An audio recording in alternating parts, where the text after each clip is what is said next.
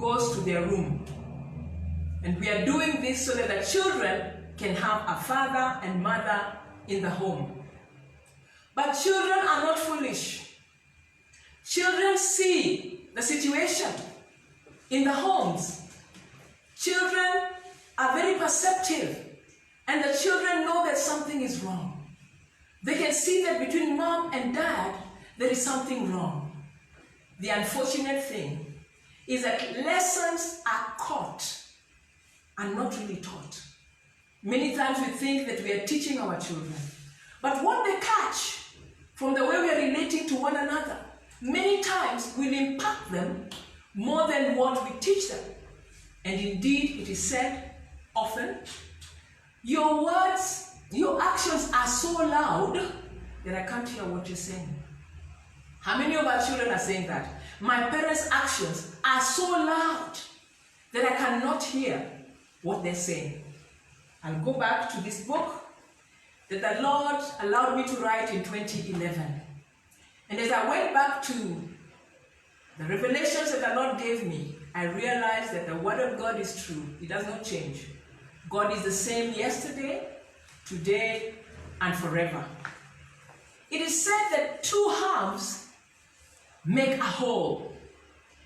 Romantic as it may sound, unfortunately, it is not true. This principle only works with fruits.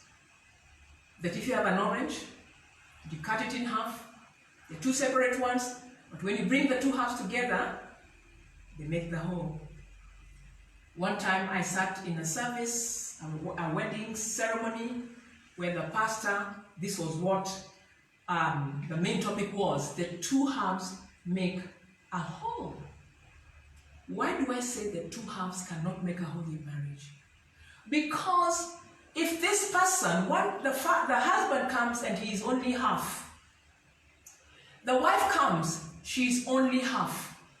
We have two people who are still incomplete, who have their struggles, who have their weaknesses, and they're trying to come together to form one unit.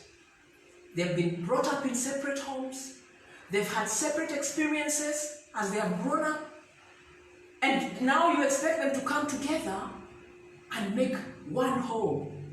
What they will actually make is not a whole, but a whole.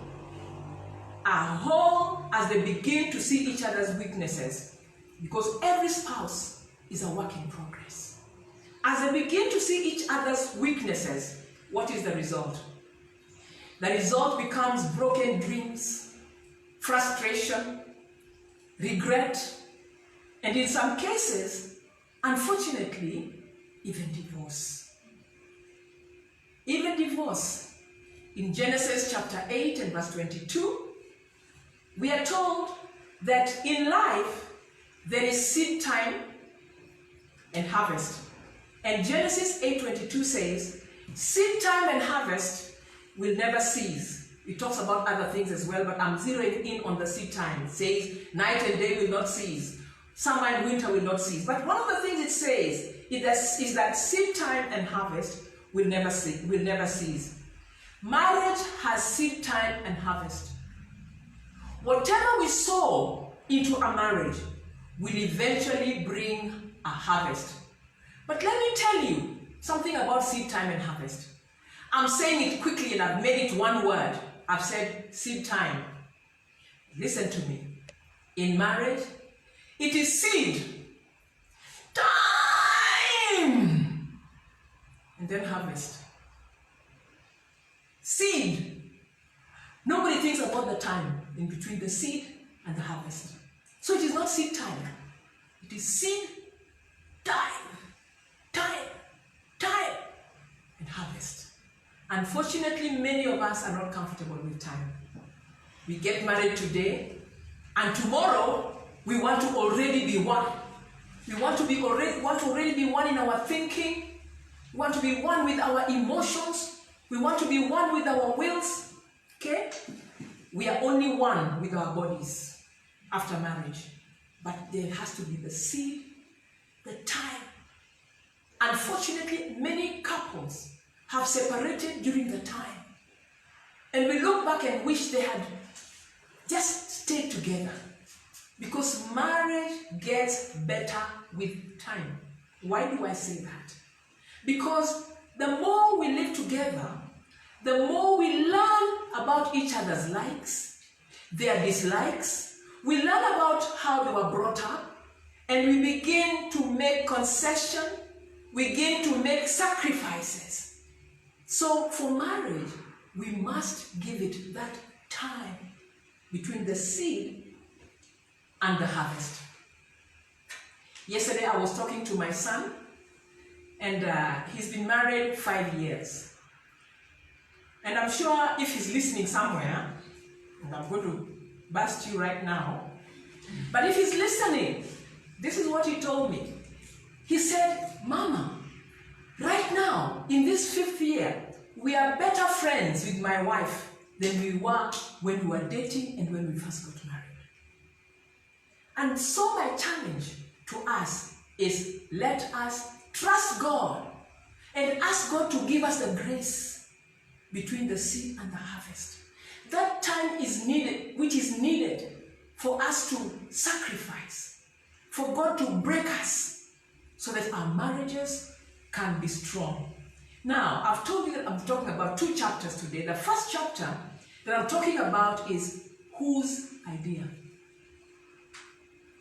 Whose idea is marriage? And let me tell you something very interesting, a little story here. There were 2 young boys, 7 years old, and they just walked out of class. You know how children, they always have a best friend. And indeed, I always ask children, when I want to break ice with a little boy or a little girl, I always ask them, who is your best friend? Oh, and they always smile and they tell me who their best friend is. But anyway, 2 boys were walking out of class, holding each other like this, you know, that innocence. And as they were walking, one of the boys leaned into the ear of the other one and said, can I tell you a secret? But you must promise that you will not tell anyone. And the other one said, tell me. I will not tell anyone. Then his best friend turned to him and said, I hate girls. This what? I hate girls. And then the other one said quickly, me too. I also hate girls. 7-year-olds whose secret is that they hate girls. Next to the way that a caterpillar changes from a caterpillar to a butterfly is the way a 7-year-old boy, girl-hating boy, can turn to a 15-year-old girl-crazy boy. The only thing that can give us that kind of a change is between a caterpillar and a butterfly. How a 7-year-old can turn into a 15-year-old who is girl-crazy. But when they're 7-year-olds, they say, I hate girls. I hate girls. And now, whose idea was it that a man and a woman can be so attracted to each other that they would want to spend the rest of their lives together? Whose idea was it? Now, for the sake of the woman who was given false promises at the altar and has now found herself as a single mother with 3 children, for the sake of that lonely man who was promised undying love at the altar by his wife, only for now his wife to run away with another man. For the sake of those children who shuttle between 2 homes because their parents are divorced. For the sake of the parents of that unfortunate woman who was secretly killed by her husband and her body dumped in a river, we need to answer this question. Who created marriage? This institution that some have called a total failure. Who created marriage? Whose idea was it? And there are some people in marriages who, I wish I could find the person who created marriage because I'm so miserable in this marriage. Who created marriage? To find out who created marriage, we need to go back to the beginning of creation and meet a lonely man called Adam. After God created Adam, the Bible says, the Lord took the man that created him and put him carefully. This was God's project. He was so proud of his project, this man that he had created. So God takes him gently and puts him in the Garden of Eden. And he tells him to work and to take care of it. Because God knew that is what would give Adam identity. That is what would give him meaning if he can work. Many times we don't remember that for men, work does not mean the same thing for them as it means for a woman. Because for men, work gives them an identity. Gives them an identity. And this identity started in the Garden of Eden. So, what was Adam's problem? I don't think that she should have had any problem. Adam was in a perfect situation. He had a secure job. And that job where he was never going to be fired. I mean, think of how huge the world is. Never going to be fired. So he had a secure job. And the Lord also gave him authority. God told him, I'm giving you authority over everything that creeps on the ground. I'm giving you authority over the fish, over the animals, over everything. So Adam had a secure job, and Adam had authority. God also gave him honor. The honor of allowing him to name all the living creatures. Can you imagine the God of the universe telling a man, I give you permission.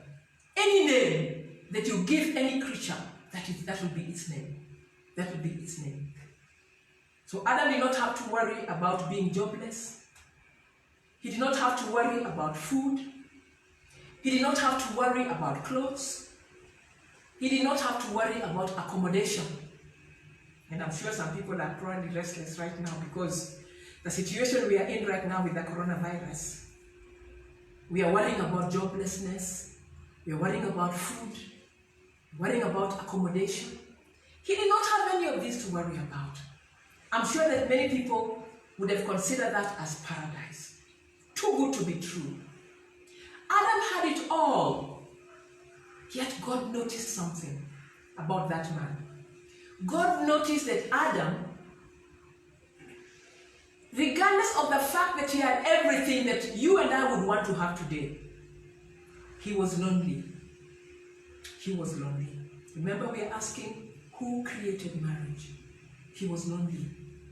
So we find that a job is not going to give the man the companionship that he needs. Authority will not give him the companionship that he needs. Even honor will not give him the companionship that he needs. So listen to what God tells us in Genesis 2:18. The Lord God said, it is not good for man to be alone. I will make him a helper suitable for him. God did not say, I will make him a helper. Full stop. A particular kind of helper. I will make him a helper suitable for him. What Adam needed was companionship. He needed someone who would understand him. He needed someone who could identify with him and who could identify with him. So there's a very, very sad verse here in Genesis 2:18 when it says, but for Adam, no suitable helper was found. The elephants were in twos. They would go away. The animals would go away in twos. But here was Adam all alone. So who was looking for the suitable helper? Was it Adam? Adam was not even aware of his need. He did not know what was wrong and why, despite being in a perfect environment, he was still not satisfied. And it was God who detected this need for companionship in Adam. So we should not think that it is man who sees his need and then looks for the companionship. It was God who saw that Adam needed companionship. And not just any companion, not just any helper, but a suitable helper. It was God's idea to get a wife for Adam. It has never been man's idea. Marriage has never been man's idea. So we should tell ourselves, if marriage was not man's idea, then is it really man who knows how marriage should work? No, it is God. It was his idea, and he is the one who has the manual for how a marriage can work. But today, men and women think that marriage is their idea. We can tweak marriage, we can change it, we can decide what marriage is and what marriage is not, but that is not our jurisdiction, because we are not the ones who created marriage. Many times we feel competent enough to identify a suitable person for ourselves. We feel competent. We feel that we know ourselves enough that we know who we can be compatible with. In God's choice of a wife for Adam, God did not involve Adam. Shock on you. He did not involve Adam. But today, we believe that it is our right to be the one to decide that we need a suitable companion. And also we are the one who is going to go out and look around and identify and choose our mate. There is a consequence to that. There is a consequence to the way man thinks concerning marriage. And what is the consequence? Let me tell you. The consequence is that a lot of people have walked down the aisle with the person of their choice only to regret their decision a few years down the road. And they begin to wish, too late, that somebody had given them a glimpse of the person's heart before they said, I do. Before they said, I do. Unfortunately, many I do's have been undone to the grief and sorrow of many young families. The next point that I want to talk about is that the Lord looks at the heart. The Lord looks at the heart. In 1 Samuel chapter 16, we find a situation here where God has rejected Saul as king, and he has sent Samuel to go to the house of Jesse and to anoint a new king. The interesting thing is that God did not give Samuel any indication of who it might be. And I think that the lesson here was more for Samuel than for anybody else. And I can just imagine God looking at Samuel and saying, I wonder who he's going to choose as these young men come and walk in front of him. But Samuel probably thought that he was pretty good at making decisions, and he knew that the same way that God used him to choose Saul is the same way God was going to use him to choose the next king. Let us read together 1 Samuel chapter 16 and verses 6 to 7. And let me read it. When they arrived, Samuel saw Eliab. Eliab was one of the sons of Jesse. Very tall, very majestic, very handsome. And what did Samuel think in his heart? Surely the Lord's anointed stands before me here. But listen to what the Lord tells Samuel. The Lord said to Samuel, do not consider his appearance. Oops, ladies. Do not what, Lord? What did you say there, Lord? Do not consider his appearance. And I always find this amusing, or his height.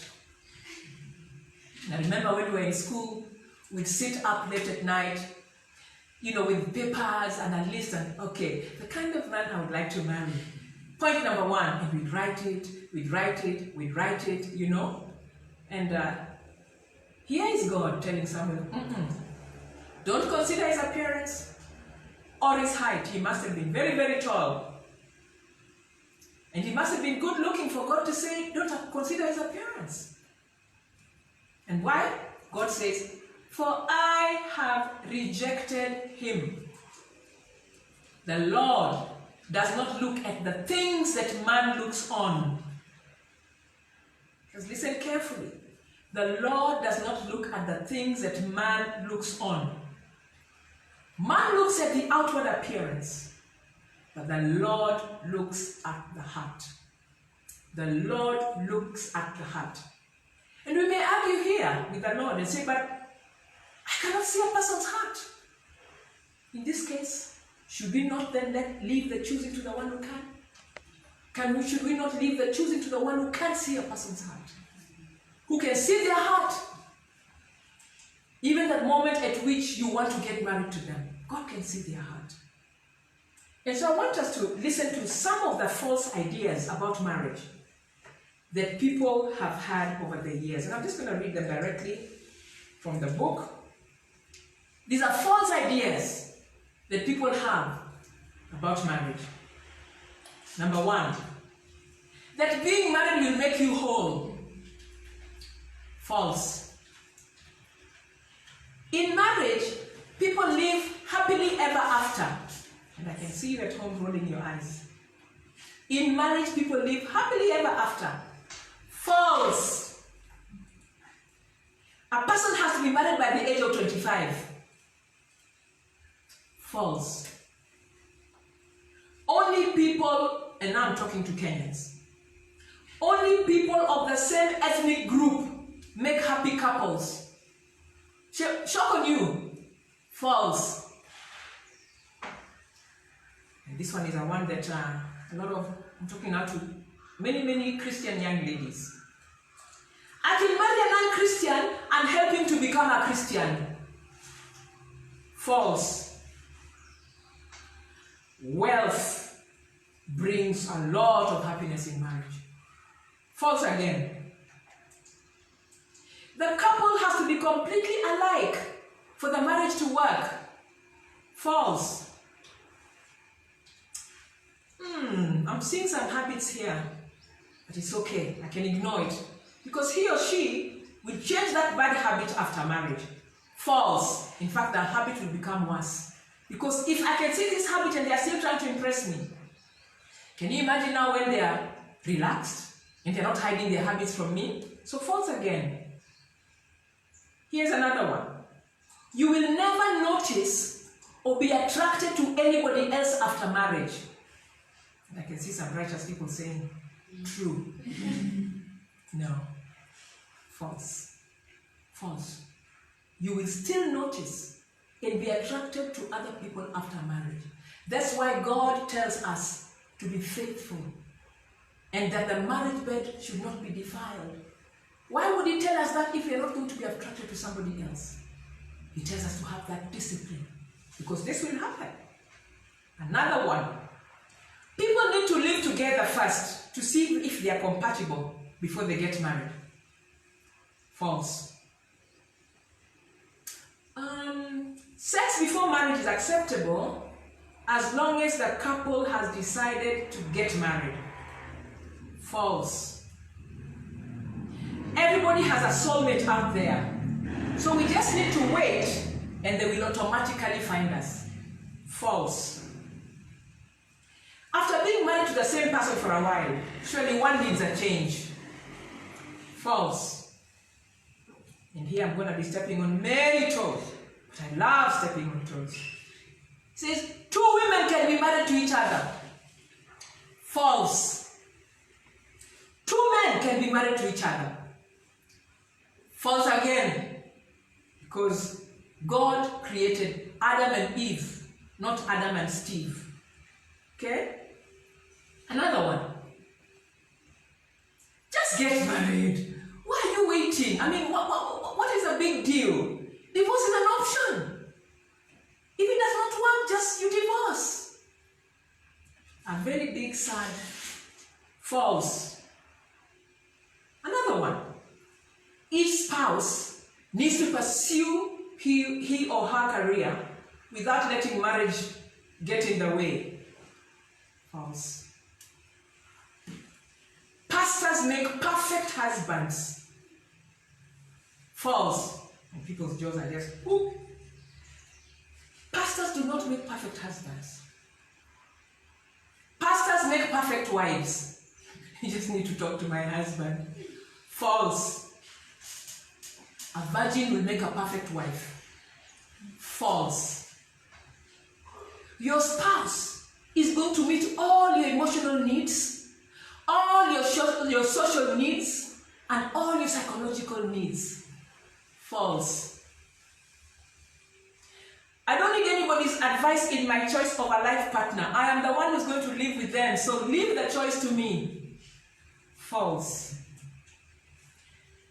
This one is very deep, so listen carefully.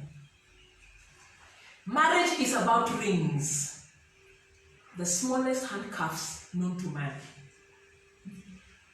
False again. False again. And so we continue. And we're going to take a short break here. I will ask one guy if you can come and just lead us in a chorus. And since we are from all over the world, maybe you can do an English one. And I can ask Liz to come as well as we take a short break. When we come back, I will talk about finding the right mate. Finding the right mate. Thank you. Hallelujah.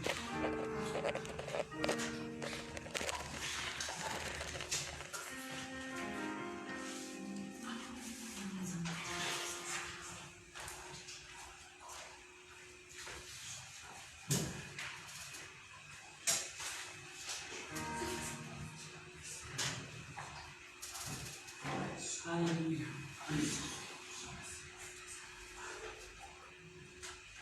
How great is our God?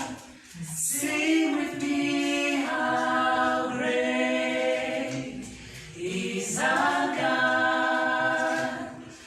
Oh, we'll sing how great